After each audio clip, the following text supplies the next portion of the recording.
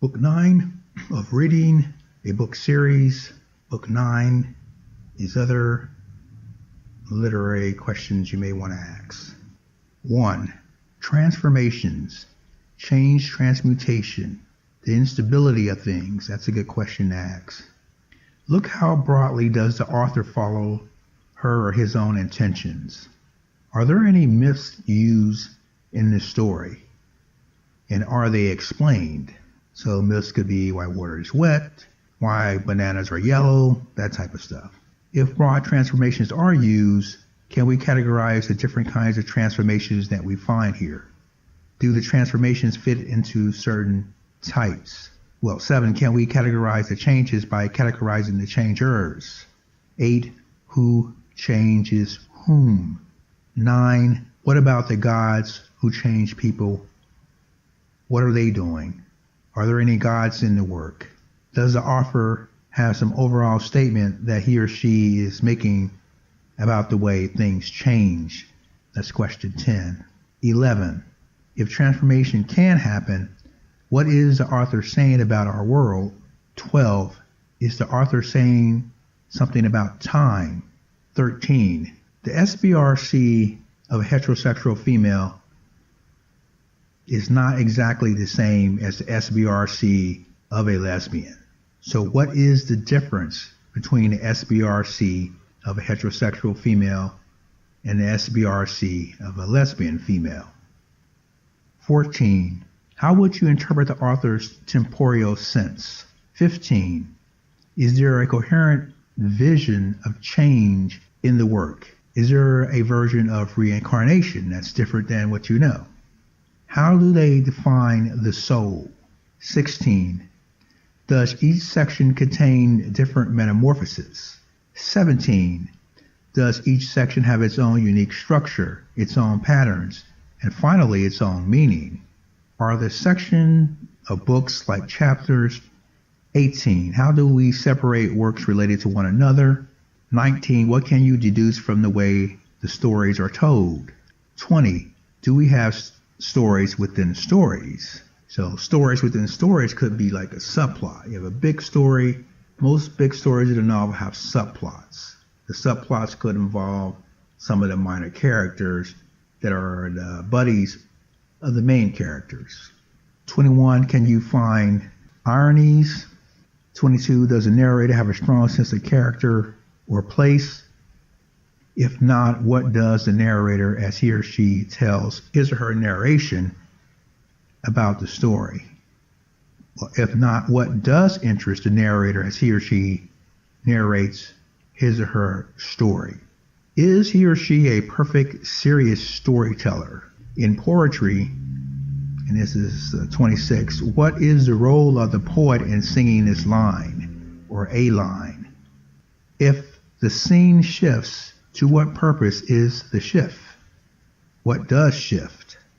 The characters have names. Are any of those names significant? Like, do they mean something else? For example, Calypso means one who hides. So is the name of the characters in your story significant like that? Does any character reject immortality? Does any character return to suffer and die?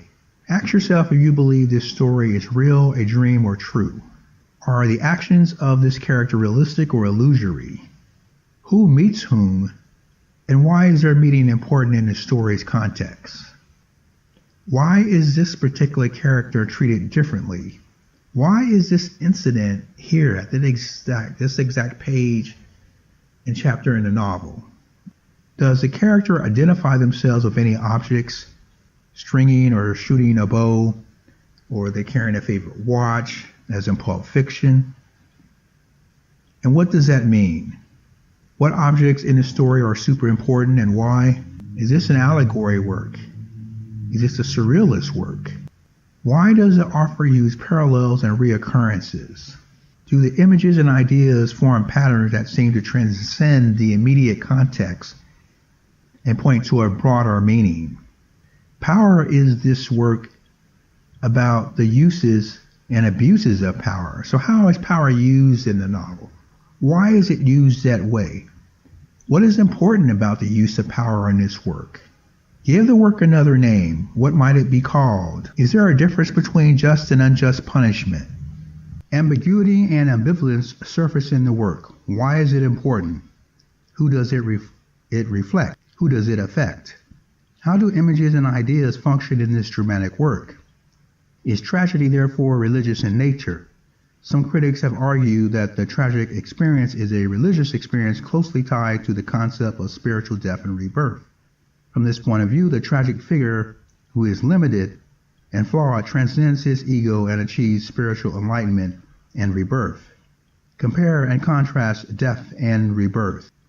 Still, other critics say that tragedy has nothing to do with religion, and that tragedy is a form that glorifies the tragic hero. Tragedy is a study of heroism, and it is the heroic qualities of the tragic figure that are at the center of the tragedy. From this viewpoint, the 19th century idea of the tragic flaw, a misreading of Hamarito, is totally inaccurate. Tragic figures are heroic, not flawed. When the hero is immobilized or killed, we feel a sense of tragic waste. In this definition, tragedy may be said to replace religion and emphasize the human struggle. And of course, there is a therapeutic interpretations of tragedy. A catharsis happens when the hero misses the mark, hamarito, that's the archery term, and the character is destroyed. And the audience who has been identifying with him experiences catharsis, a medical term of pity and fear. The audience leaves the theater cleansed. Is it possible for this character to evade tragedy that has been predicted for him or her? What possible way is she or he free? Free to do what? Is it possible for this character to evade tragedy? What is the result if she or he does evade tragedy? Like one of the problems with the Last Jedi female character, the lesbian there, is that she evades tragedy. She has no problems to deal with, no struggles to overcome. I mean, she just gets everything she wants. That's a Mary Sue. Are these characters free to give their lives meaning? Why not? How strong is fate here? Is the future just like the past, fixed and immutable? As the character suffers, does her or his nature or attitude change? The paradox of physical sight accompanied by spiritual blindness and spiritual insight accompanied by physical blindness runs in the hero's story sometimes. You see this situation in The Matrix with Neo is fighting against Bane, who has been taken over by Smith. Neo is physically blinded, but he has developed a spiritual insight that enables him to see more than he saw with his physical eyes. The problem of knowledge is understood by the question of seeing. Does knowledge set you free, or is knowledge destructive? What is the forbidden knowledge? Is knowledge better than ignorance? Is the struggle between fate and human freedom taking place? In what area is it happening in? What is the result? Love versus duty dynamics, are they at work here in the novel, story, or play? The family versus political power dynamics, are they at work here in the play, novel, or story? Is it one individual's will against another individual's will? How would you define the tension in the play? What is the chief conflict or problem in the novel, story, or poem?